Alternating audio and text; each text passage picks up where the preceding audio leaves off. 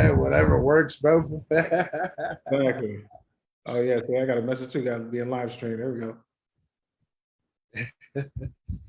Well, I think and figure it either way, you know. Yeah, exactly. As Some they say, the show must go there you go. Anyway, any can we can, you know. on. Absolutely, man. So it looks like we're live. Let's just give it just a second here. And let's Yeah, I make got a sure message too. Got to be in live stream.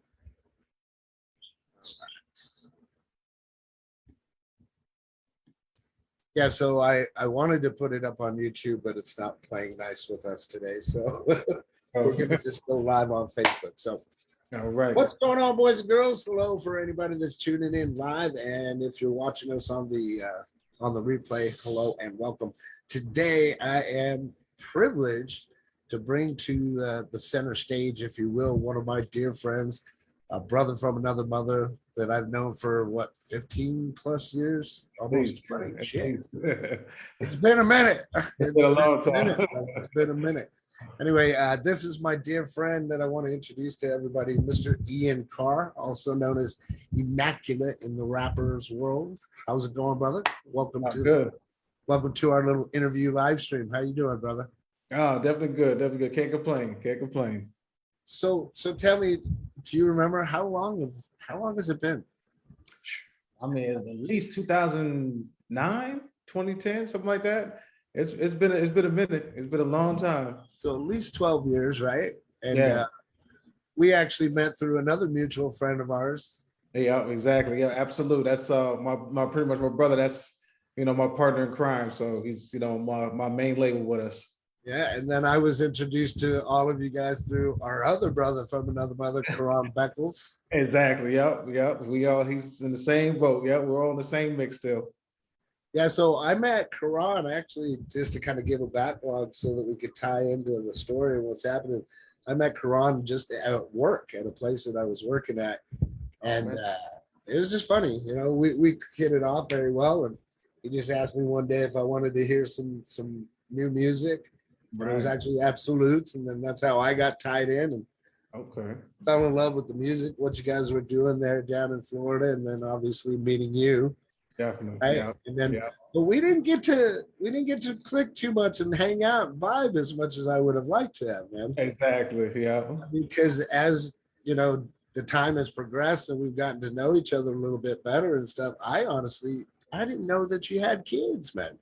Oh yeah, yeah, yeah. Oh yeah. That's I mean, just the one, you know what I mean? But yeah, I mean, we right when we linked up, I think it was just I had just released the single under the new label, and then it was just hectic. Everything was going crazy. So And how old is your child now? she's 4. Yeah. 4. Awesome. Yeah. And they grow up quick when they're like that too. So I'm trying to tell you, they start walking. They're walking and talking, and it's their world. so do you get any inspiration from her? I mean, I know you do as a father having Definitely. a child or a daughter myself. I know that I tend to find inspiration in that. Do you get any of that other than just being inspired by her? Does any of that come out in your music now?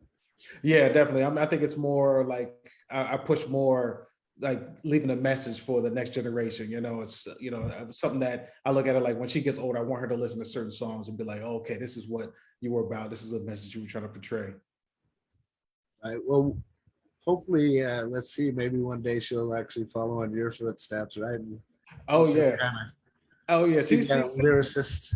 Oh yeah, she sings already. So like my mom, my mom used to sing opera. So my mom had a master's in music too. So she sings, and then her mom sings herself. So she's from a family of singers, the whole generation line. But she sings really good actually. Well, Already. now that you said that, let's dig into that. So tell me more about that. Your mom did opera? Yeah, she sang opera for pretty much her whole life. She's originally from Spain, and she was a foster kid in St. Louis, Missouri. And then her parents had her go to school, she had actually got a master's in education and a master's in music. So she the one who taught me how to read and write music when I was little. So I'm 4 or 5, and she sang opera to me. She told me how to, learn melodies, how to, listen to certain tunes and things like that, pitches, voice pitches, and things like that. So yeah, she put me on the music way early. How cool, man. I actually got really good goosebumps off of that as you're telling me that, because Yeah, that was part of what I wanted to ask is like what actually got you into music. Obviously, if yeah, your mother taught you that at a very young age, that's kind of significant, obviously. yes. So do your roots in music go back, you said, beyond your mother? Yeah, her mom, of course, sang as well. So the whole family, her whole family line has just been music. Yeah, so she tried to hand it down to me. So me and my brother didn't really pick it up, but I picked it up. I used to play the piano and everything with her. So when I was little. Okay. So I don't know if you know, and maybe this is another reason why we connect. For myself, I love music. Most people Of don't course. know that my family is descended from the Von Trapp family. If you've ever seen the movie The Sound of Music, Oh yeah, yeah, Julie Andrews, The Hills Are Alive. yeah. Okay, what? So That's what's up. so that was originally, that's my bloodline, right? But Right. funny story, I never could get into music the way I would have liked to have, like you guys or anything like that. And I always Right. tell this joke because it goes back to my elementary music teacher. I won't say her name, she's probably since passed, but when Right. I originally went to music, my big thing was I wanted the drums, I wanted percussion, I just wanted to bang on the drums all day. Yeah. And when I went in there, at the time when I was at school, I was, maybe 90 pounds soaking wet. She decided to give me a tuba. What? Okay. And so Wow. the tuba was Big boy. bigger than I was. Right. And I really just didn't enjoy it, and I had taken it back to her and I said, look, this thing's too big. I can barely carry it. I can't carry a tune. I want the drums. I want the drums, proceeded Right. to ask her again. And, she traded that in and gave me a French horn. What? It's trying to sound So, drums, I but just really, because of that, I just never really was able to get into music the way that I would have liked to have, right? exactly. But going back to the origination story of meeting Karan and meeting you guys, the love of music is in everybody. It is. It And is. what I truly believe, and another reason why I love music is because it typically transcends time, like literally, you It know, does. Yeah. you can Time listen to stamp. something and it can whisk you away to a different place and time in life, which is Mhm. pretty significant and monumental to me, It is. It is. So, but as we both know, especially in the rappers world, we'll call it that, there's a Right. lot of music that's out there that isn't, well, Yeah. let's say politically correct or Right. doesn't necessarily have the best message. Exactly. So, one thing that I really loved about yourself and Absolute is those messages, right? So when I'm listening to a song, whether it's rap or any other genre, I'm first off looking for the beat, right? Right. Does it Right. keep me moving? Does it move my body? But Yeah. then secondly, I'm listening to those lyrics, right? I want to hear what is that actual message, because many people just listen to music and they just get lost in the song and don't actually listen to the message. And then Right. many people get Right. too deep into the message and go beyond the message that should be there, right? There you go. There you go. That's the mainstream now. Mainstream is it's all the melody and people, that's why you hear like you and I will listen to the lyrics and then like the mainstream, there's not too much lyrics involved in it sometimes. And so it's more like, oh, you ask people, what do you like about the song? And 90% of the time they tell you, oh, I just like the beat, the vibe, it makes me, they really can't recite the words. Maybe the hook is catchy, but they don't know what they're saying. They're not really saying anything. Right, exactly. So how long have you actually been doing music? I mean, if you started, Yeah. you're for 5. Yeah, so my whole life, I mean, look at that, over 30 years, so I was been writing everything else. When I was actually up north before I came to Florida, I used to write music, things like that. I had got involved with a buddy of mine, a guy named Blue, Keep Owens. He actually introduced me to a guy named Journalist who I was actually working with, Cannabis at the time through Journalists. So Cannabis helped me out with some of the lyrics and stuff like that when I was underground. And Keep Owens actually helped me get on to a couple other people, stuff like that. I got introduced to like Beanie Siegel through Journalists and things like that. Did a couple things with them under his label, Criminal Records. And from there, it was like I never did the business side. So, you record things like that. You ran with them, stuff like that. We was in South Philly, things like that. But then I get up in the morning and go to work or go to school. So it was like I wasn't making any money. and I didn't know the business. I thought it was just, hanging with the crew. And then until I came down here in '08, met Absolute, and he showed me the whole ropes and everything, how to own my masters, how to put music out. We don't need to worry about the mainstream, the main labels. You could do it all yourself. And from there's history, Well, there's a lot of that happening now. Yes. Yes. That's what I've noticed because of paying attention to what's going on around me and stuff. But you see a lot of that. In fact, it's been said time and time again, it typically takes 10 years to become an overnight success, right? Exactly, at least.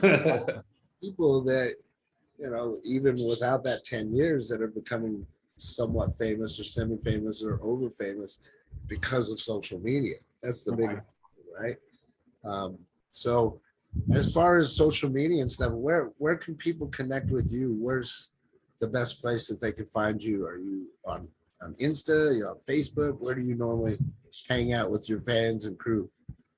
Pretty everywhere, pretty much. So like when me and Ramon started Absolute back in the day, we started Twitter, Facebook, Instagram. He's the one that told me, hey, it's all about clout. So you want to connect to all platforms. You want to be present and, involved in all platforms. So everywhere. So, Instagram, YouTube, Facebook, Twitter, LinkedIn, I try to touch all possible points, you literally pretty much at this point, of course, just Google the name and then, music's everywhere. YouTube, it's on Spotify, Tidal, Apple, Amazon, the idea was touch it global. So what Luke told me was have your point to the point where, when they search Jay-Z, your name will come up. So that's the idea. That's what comes up now. So you're involved with all the majors because you have more music out than most majors, So I mean, right now I have about 140 songs out. So it's a lot of people, a lot of artists that have like 5 or 10 or maybe an album, but we've been doing it so long, and Absolute's got over 200. So our catalog is broad, just as the two of us. Shout out to As I Am Records. Yes. Yeah. We throw that plug in there for him. Oh, yes, sir. So from what I understand, I mean, all those songs, how many CDs do you have? So physical CDs? Yeah. Well, or album. You guys put it because a lot of it's digital now, right? Yeah, exactly. I was gonna say, yeah. So I have 2 EPs that's up, but for the most part, as you know, since it's digital, it's just put up as singles. So I have 2 EPs and then just singles. Absolute's got a bunch of more. He's got CDs. He was still in the CD world, but it's the same thing. He's got mostly EPs up and singles. So we ran that route. Spotify Tidal is mostly where you get your streams at. We push that, and then you can buy the music and listen to it on like Apple Music and Amazon. Right. Well, in fact, I mean, for everybody watching, that's what I do. And what I did was I use iTunes. So I talk like, hey, are you on? You got to be on iTunes, man. Yes. So, I got you on iTunes and Absolute as well, obviously. But you recently, you mentioned that you came out with 2 newer songs, right? Yeah, Trauma Unit. That's one of my latest ones. I had actually a few. I recorded probably had like 6 out. So I got Trauma Unit, I got The Yard, I got Losing My Mind, Blackout. Let me see. What's the other one I had? You mentioned Anthracite. Yeah, Anthracite. Yeah. So I got a couple songs I just released within the last 3 months. Yeah. I want to actually try to play a couple of little clips if you don't mind. Definitely. So before I do that though, on Trauma Unit, before I play just a clip of it, what was your inspiration behind that song? It's more like, so we worry about the wrong things. So as a community, we worry about what the next man has, things like that. Not understanding that the government's the one holding us down. So the idea is like, we're being like abused and beat down and everything else, but from the government, from the people at the top, not from our neighbors, not from the next man. Yeah. See, that's what I love, man. People that are just new and watching and don't know you. Again, this is why I enjoy you guys' music, right? It's about what you're putting out to the public. Again, too, right? I know that there was a switch back in the day from Absolute when somewhat to be desired explicit lyrics and stuff. Yes. And everything changed.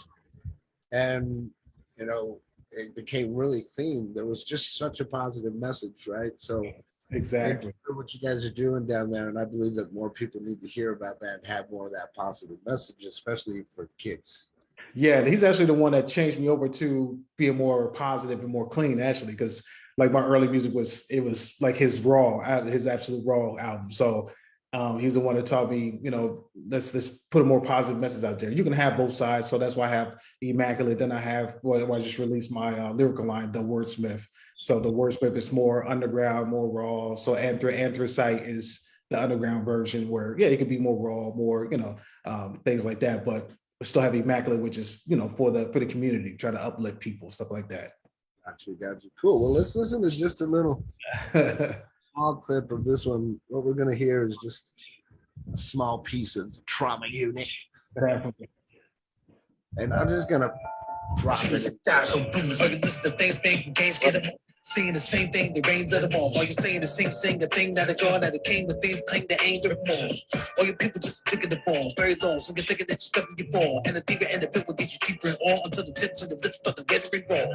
Who you thought has to trigger the bomb? It's not the killers in the streets that bearing the arms, not the evil people through your living room walls. It's the people that political, that punish with laws, and they aching it on until the time is all going on, until we fall and reminds the dawn. Living for all the weapons that corruption cause, and religion because the function will always evolve, and will always evolve. We're athletics to the best we call, and if all or confusion to go behind bars on the forest floor, swinging the floor, telling all the people all the murder and fall. Are you listening to more? Are you contemplating the aching of the breaking the jaws? When they're taking it and picking on the purple coast, fitting to fight each other in the rear of the war, not knowing what the fight is for, or why all the tips galore, ready to fight to death to the spirit of the floor, and our people. That is some fire, bro. I'm having trouble trying to find a spot to stop it at. Like, appreciate it. fire. That's Appreciate it. fire. Yeah, I love that when it gets you moving and stuff. Like I had joked before back in the day, many years ago with Absolute. I said, "How do you guys rap so fast like that?" Man? Like, and that's a funny thing you said that, because it is. And when I came down, from being up north for a rapper, East Coast rapper, none of us rap fast. So we used to look at people like Twister, like, what are they doing? Like, I can't do that. And I learned to rap fast from Absolute, because Absolute raps crazy fast, like Twister fast. So he wanted to put me down, and we used to sit down, and he was like, you want to be versatile. So I was like, I used to just, have my lane. And he was like, it's good to open up, so have a different variety. So he showed me how to rap fast and stuff like that. So do over practice. It took me about a couple of years to get it, but we worked to work, and now I'm able to twist and things like that. But it's good to be able to listen to any song. You listen to a beat, you be like, oh, I like that, but if you can't put the words down, maybe it's too fast for you. A lot of artists can't do it. So I look at it as a privilege being taught that. Well, by doing that too, right? That's where it lies, you writing the track or writing the song to the track. Exactly. That's the song, and then trying to figure out what the track's going to be. Exactly right, and that's the other thing, of course, is what I guess we look at as real artists. So most artists, most artists either they have a ghostwriter, or most artists don't write their own stuff, or like they said, they'll write it down first, and then they'll listen to a song and try to put it together, and it's choppy, and it's not, it's to us, we like the whole idea is, we write our own music, we write the music on the spot. If you listen to a track, we listen to it. Sometimes we're in the booth, we listen to a song, we write verses to it, 16 bars, 12 bars, and keep going. So, it's a privilege, but I write a song a day. So in my archives, I got maybe 3,500 songs written. So just ideas, things like that. So that's something that you do like daily, huh? Just stay sharp. Every day. Wow, that's cool. Yeah. Something just popped up into my head. I had to ask. So do you go into a dictionary at all, or what? Oh, yeah. So it's funny because when I was working with cannabis and journalists, cannabis used to always tell me, the more words the easier it is to rap, and the easier to get your point across. So there's there's vast majority of words out there. So he's like, the more words it's easier, because you think about it, then you can in knowing metaphors, able to put them together, like, and then the chains. Like I used to try to help a rapper out, like you do chains that's old school, like you'll say jumping out of trees like Vietnamese if it tees coupled with leaves. It's a chain. So people don't rap like that anymore. But it's hard if you hear like most artists nowadays, they'll rap and it's like spaces between. They'll say 1 or 2 3s, and it's like ABCs, like Dr. Seuss wrote it. It's this is how you rapping. And most of the time it's the hook they're trying to jump to. They're trying to run to the hook because they're not really saying anything. And then their words are so primitive. It's like, what are you doing? You know, but that whole idea of me, I like to push the envelope. I like to get deep, and Cannabis is telling me, get deep, get deeper, learn more words, but get deeper, get deep into conscious. You know, there's layers to it. So when you explain something, keep getting lower and lower and lower. So people would look at it like an inception in a sense. Like you're like, wow, it's huge. Well, yeah, I mean, the deeper you go with that, and somebody actually gleans that message from it, right? Right. It's better, right. You'll literally touch more people, if you will. Exactly. Speaking.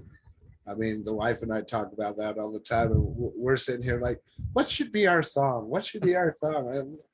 This has to happen naturally, right? You have to have a song, and you're there in the moment, and then it just happens, and then boom, that's your song, you know? There you So go. is there, I know this is going to be a tough question to answer because you've got so many in your head and so many that are already laid out. Is there one particular song that you love that you've done that you're like, this is my masterpiece, you know, that kind of thing? Yeah, probably Empowered. That's probably the one there. It was huge to me. I had put like Biggie in the beginning. I constructed a lot of songs from scratch. So that one I constructed from scratch. So I had put a couple clips of like Biggie talking and things like that. And I was talking about, you know, the state of hip hop in a sense, you know, and it was huge. There was no hook, straight through, maybe 40, 50 bars. That was probably the one that was deep to me. I don't know if you see that. If you, it's probably on Reverb Nation. If you just look at it, or just Google Immaculate Empowered, it'll come up. See, if I would have known that, that's one we would have listened to. Yeah. Oh yeah. But I want to kind of, in the interest of time and stuff, talk about Anthracite for a moment. Yes. The thought process, or what was that about? What was the that one was that was more like a flex rhyme, like taking shots at the industry, more saying like I still have my old roots from the East Coast, so I can get raw, I can get real lyrical, things like that. So that was more like as you know, most music nowadays is more like, you know, it's I guess you would say not really happy tunes, but more like industry wise. It's like, it's more too colorful and too like, no one's real raw, no one's real, like keeping it real on the microphone. So that's what Anthracite was. I was just keeping it raw. I'm still old school, still who I am. I still just spit lyrics and bars coming at the industry in general. Like some pretty much telling you that I don't respect the industry. I don't like with the way they're pushing it, because as you know, mainstream's pushing nonsense to us. Yeah, we won't go too deep in. Yeah. I was gonna use this video in other places. Definitely. Definitely. I do want to at least get a clip of this one as well. So this one, guys, is called Anthracite. Yes. I'll listen to this real quick here. All right. We'll start this one from the beginning, get a little show on it, see how it flows. Definitely. It's a short track too. So it's Yeah, it's that real raw shit. Raw shit. Oh, wait, where'd it go? Uh-oh. It went straight to Soldier for some reason. Uh-oh. Am I doing right? Let me see. Uh-oh. There we go. There it goes. Yeah, it's that real raw shit. Go back to my motherfucking roots. I must have been up, trying to stand the sand in my hand, starting to run like rivers to the ocean from land. You question my glance, but I'm fighting the circle of span. My vision expands, evolving from the buckets to man. Could have ran, but I decided to swallow the storm. The bad days at the precipice, my liquid is poured, crash to the floor and pour. You lived before and got me to tour. My madness in the darkness is stored. It made me better, my own therapy, heresy strong. My beliefs, because the chiefs, just the weather and fall. The vision is on, from a feeling to feeling. The souls I'm dealing with, the ceilings from dealers that's keeping me old. Seasons are cold, even summers and blinkers to hold. Being told, evolution to our music is bold. The seconds are bomb, the chumps stealing decades of lumps. I portrait the pump, consequences can finish your pumps. I'm free in my direction, the beckon is cold. That's fire too, brother. I can honestly say, brother, from hearing your old music to now, man, definitely a huge improvement, man. Definitely. Working on your craft. Yes. Oh yeah. Daily. That was That was Absolute Daddy's always telling me, he's like, you gotta stay with it, you keep doing it, you're gonna evolve. But he's like, most artists don't. They get a little bit and then they just stick to it, just that's that. If you keep pushing at it, picking at it, you get better and better. So, I've been doing that since that day, like making music, making tracks, just rapping, different styles, different flavors. So my catalog, I want to be broad. So it's like all types. So if someone listens to it, so I got licensing deals with like Click and Play, things like that, where they place music into like movies and commercials, things like that. So they have a couple of my tracks doing that, got, radio play, things like that. But I wanted them to what the guy told me was like, you have a broad catalog. So he's like, you got a lot. So he was like, it's good because people could pick different flavors, I got a slow, I got fast, I got hard, I got, emotional. So that's the idea. Word comes to mind when you said that, diversity, baby. Yes. Gotta have that. To rewind, but without, again, we don't want to go too deep and dark and say things that we don't need to talk about.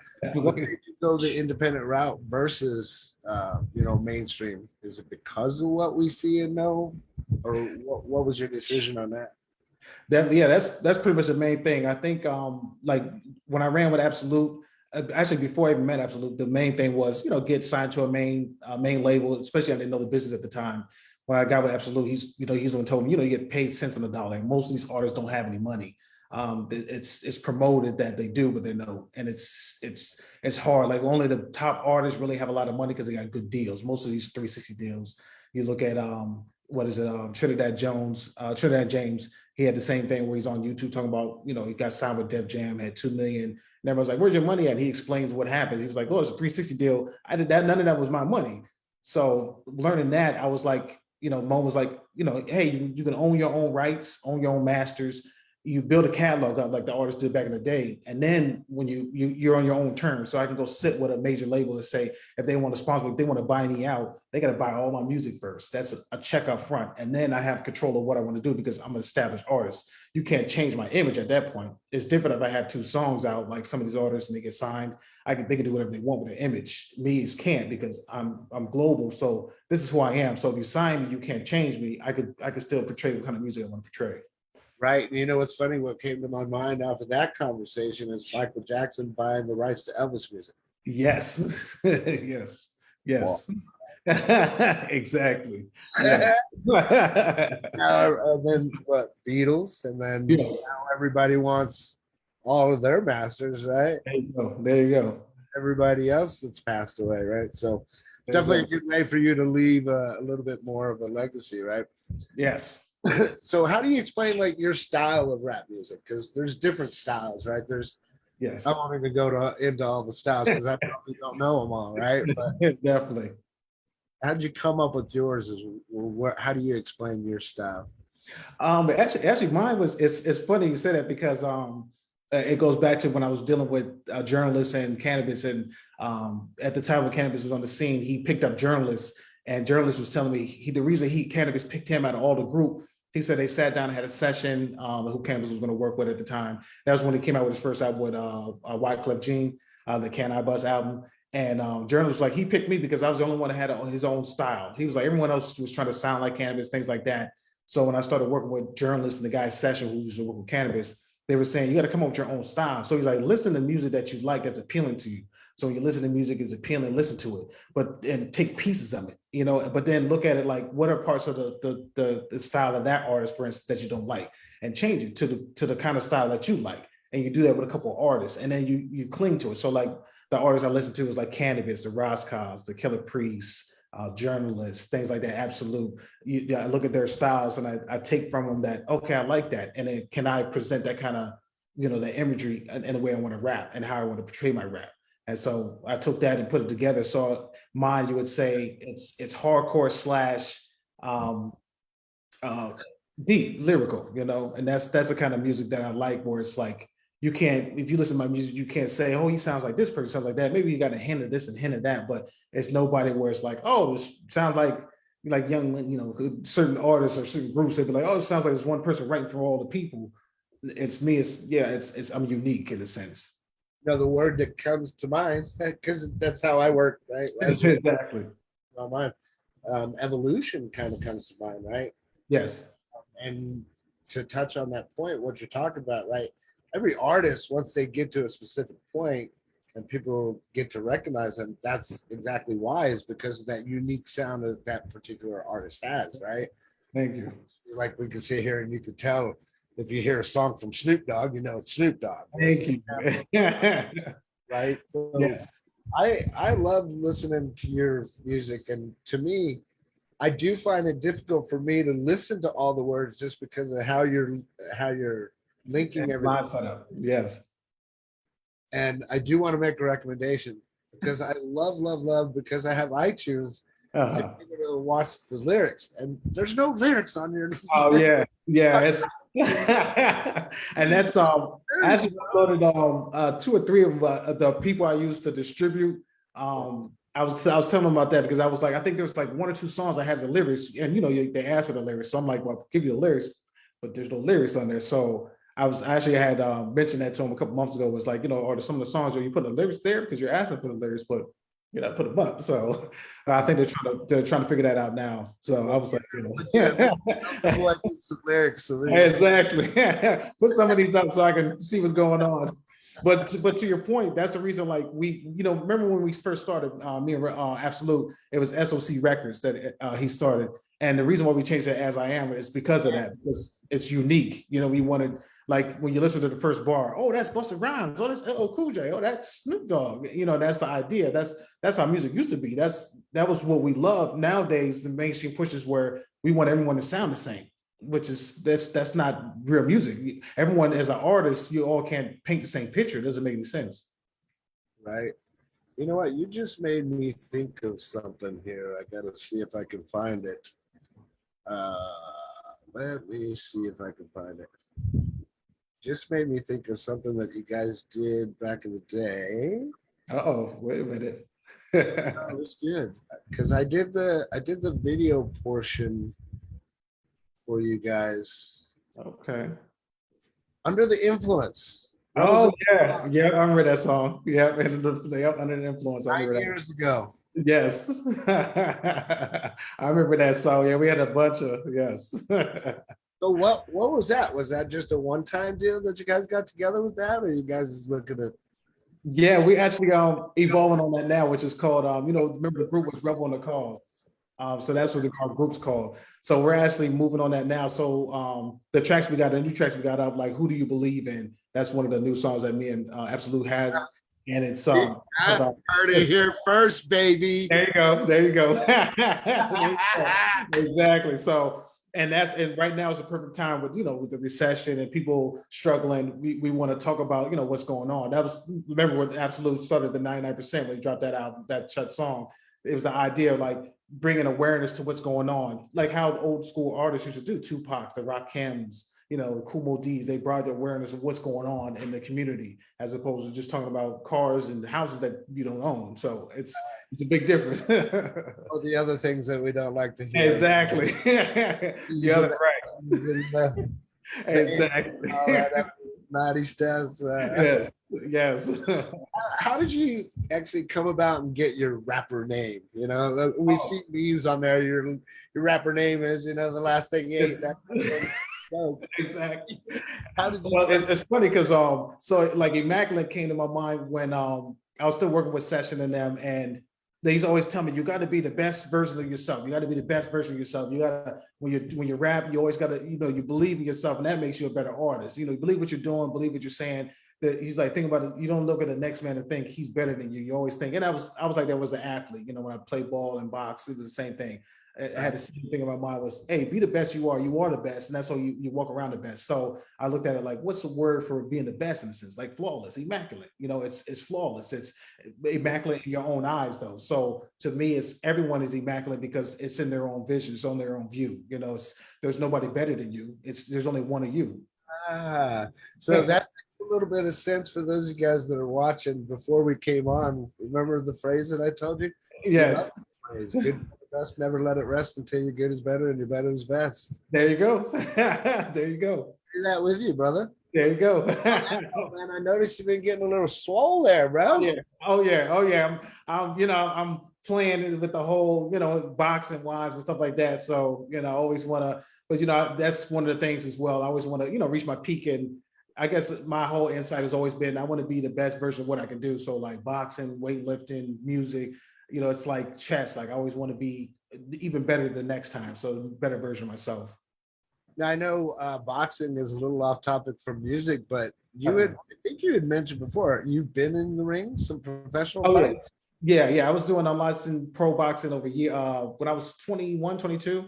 So I was overseas boxing, unlicensed, fighting. It was unlicensed boxing is different because there's no weight classes. Was only like 2 or 3 weight classes. So it's like 190 and whatever. So you're 190 pounds, you can be fighting somebody 350 pounds. Oh, yeah, right. And it's not too many rules in a sense. So yeah, you keep it clean and whatnot, but they're not stopping if somebody, hits you with an elbow or something. So I was doing that when I was playing basketball too overseas. So I was doing both at the same time before I even came down to Florida. So it was, but another part of my life, that was what I started doing. My uncle played for the Jazz, Utah Jazz.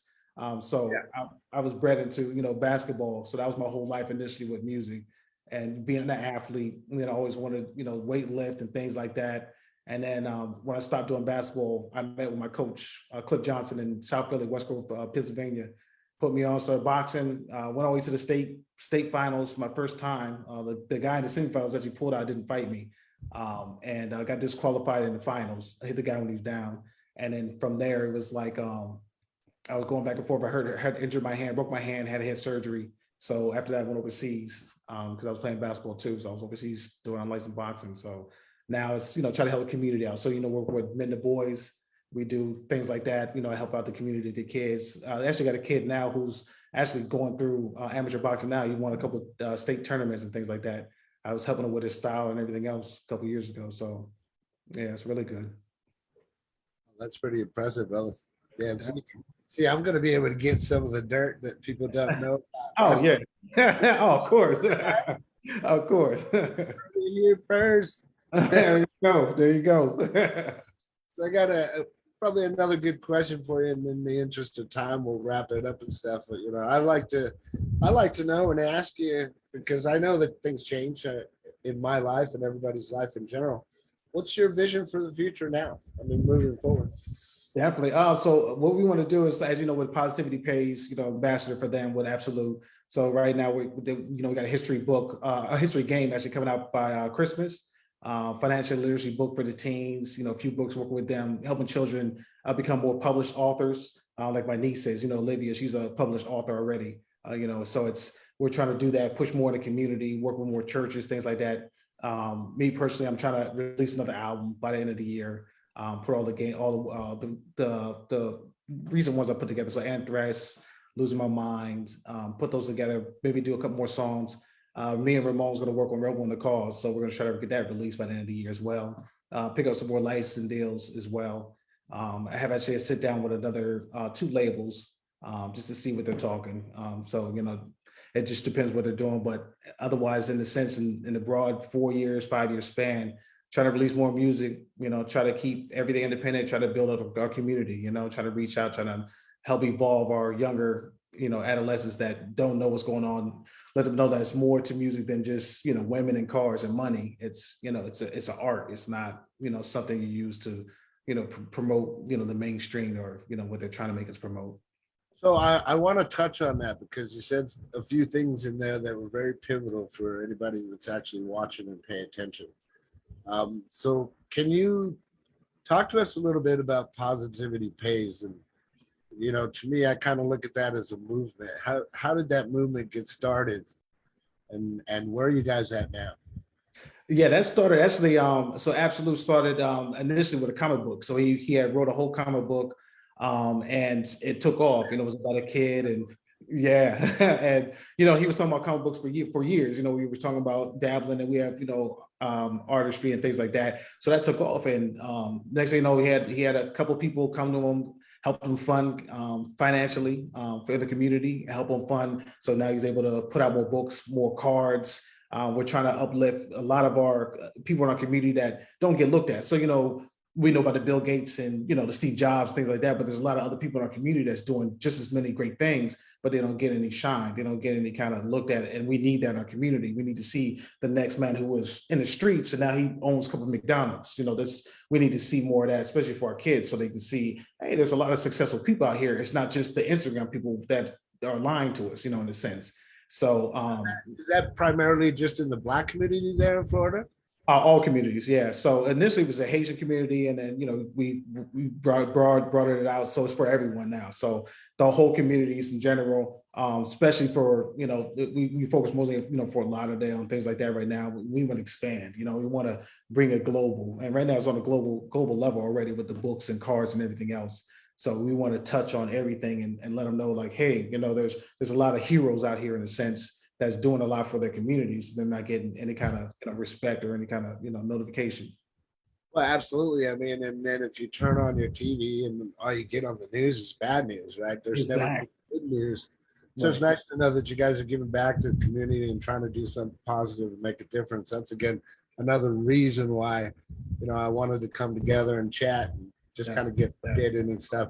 So I also remember, from the comics at the very beginning, I got it. I got the very first one. So okay, put away, I collect comics, and that was one that put away. And then when you guys started doing the cards, like, I found that very intriguing, Yes. and from what I saw from an outsider's perspective looking in, it looked like things took off very well, and the community embraced those people, and those cards were, pushed out pretty well. Yes, and they're doing their, especially since I've been in Orlando, they've been pushing real hard. I've been in the back end helping them out with promotion, things like that. But Absolute and Brandon, they've been pushing real hard with the whole Positivity Pays.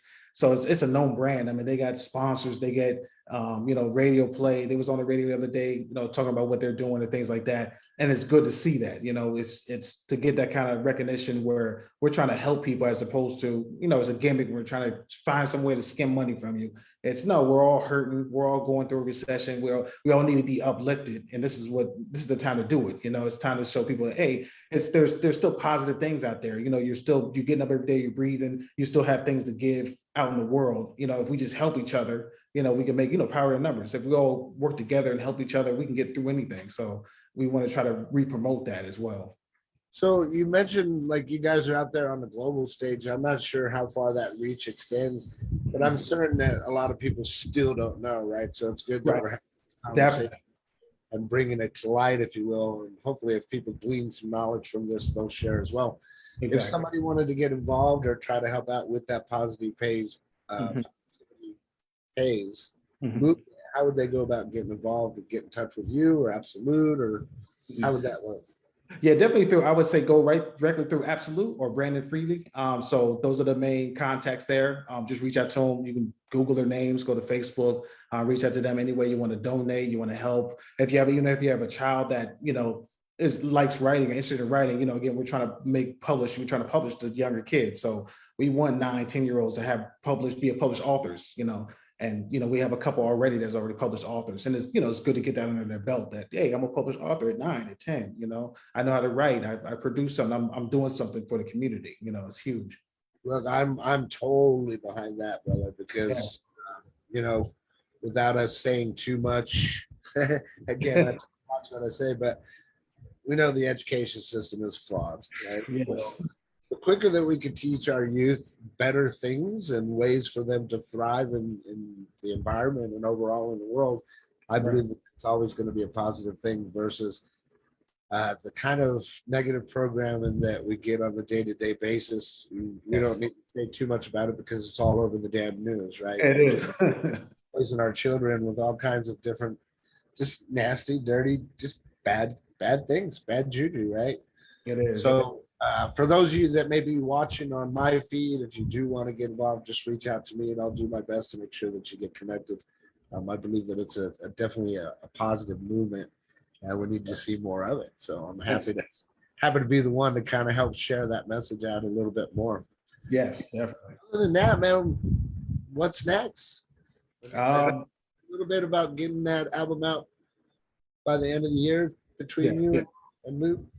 Yes, Rebel in the Cause. So we're actually so end of the month we're doing a couple more tracks, trying to put more together. We're mostly focusing on, especially a lot of a lot of people in our history that haven't been recognized. So we want to make a couple more songs, like more in detail about some of these people that, you know, haven't been mentioned in history, you know, things like that. But otherwise, yeah, we're trying to put that together, push that out. Mostly singles still, to put it, you know, like I said, we'll make an EP, but everything's digital, so it doesn't matter too much.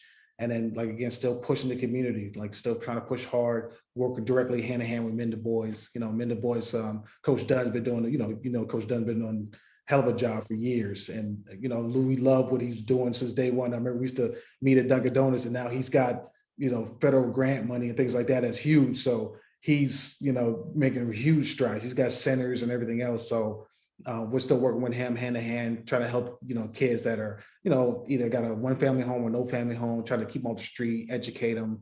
You know, we try to still have, like, you know, career days, things like that, show them that, hey, you can be an astronaut, you can be, you know, a chef, you can be, you know, there's careers in these things as opposed to just an athlete or, you know, anything else. So So touch on that, because again, it's when you speak, it just, I'm told here, ask this, right? So touch on that Men to Boys real quick. I know you guys didn't start that, but what's the pastor's name you're working with? Coach Dunn. Coach what? Coach Dunn. Dunn. Yes. Mm-hmm. So be very specific so that the viewers can understand what you just said. Definitely, so yes. He works with troubled youth boys. Correct. Yep. So Coach Dunn works with a lot of the kids like that. So he's, you know, we've been doing that since day one. Started real small, now it's broad. So essentially anyone who has, let's say if you're a single mother and you have a kid that's troubled, or, you know, he's in the streets and he's young, you know, 12, 13, 14, you know, and you need a little help, you can send them to our center and we'll, you know, help, you know, get them back on the right track. Well, you know, we have a lot of mentors that we can sit down, we'll talk to them. Like I was handling the athletic side, which I'm going to start doing again when I move back down to Fort Lauderdale. Trying to help them with the physical side of things, you know, get their mental right, as opposed to, as well as the, you know, the musical side. They have a lot of musical events right now still. So Absolute them and Brandon had a couple of musical events, a couple of sit-ins in classrooms, talk about like stocks and bonds and things like that. You know, give them a head start on things that, you know, a lot of people in the community, because you think about it, a lot of kids that are like either poverty or they just don't know, maybe their parents don't know. They don't know about stocks. They don't know about credit score, things like that.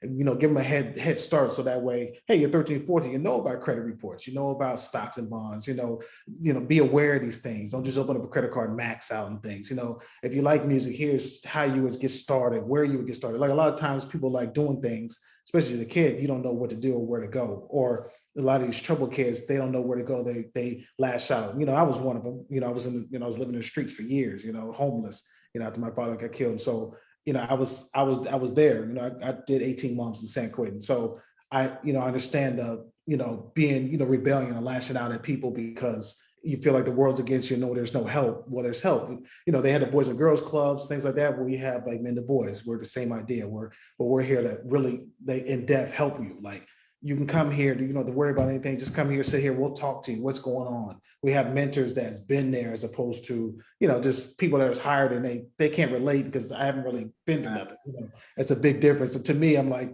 you know, I had a therapist before and couldn't really relate to him because it's like, well, you've never been in the streets, you never been homeless, you never had people die. So it's kind of hard for me to take your advice, even though it's good advice. It's hard for me to really, you know, relate. And so now it's like somebody sitting next to you was like, oh, they've been through what I've been through or similar. So I can really, you know, they'll latch on to that, especially a kid who doesn't have it, or maybe another father to look up to, and just a mom, just, you know, your mom just beating on you every day, get to school, stuff like that. But you have somebody, third party, telling you the same thing your mom's telling you and try to uplift you. And instead, they're not stressed out like your mom is. And they're saying, hey, you listen to your mom, do the right thing, go to school. You know, there's bigger things. You're only 12, 13. You got a whole life ahead of you. Don't mess it up and get locked up. Don't go to jail. Right now, you're juvie. It's not a big deal. But 18 and older, you can go to jail. Like I said, I've been there, and it's a knock. You get a scratch on your record, and how hard it is just to, you know, do anything with that. You know, I got lucky. I met with the right people in Philly that helped me with that. But, you know, it's hard. You know, a lot of people don't get that kind of second chance, you know. Yeah, and you said a lot there, brother, that we could go off on a lot of different tangents, man. The biggest thing that I pulled from what you just said that I want the audience to glean from is you've been there. Yes, right? Definitely. That's the thing as far as myself being a coach, a trainer, mentor, whatever my students exactly. are. it's hard for somebody to go, like you said, and take advice from somebody that thinks that they know. Thank you. Right. Until you've been in that person's shoes, you'll never truly understand. Until you have been homeless, until you have seen death and all those other things that you mentioned.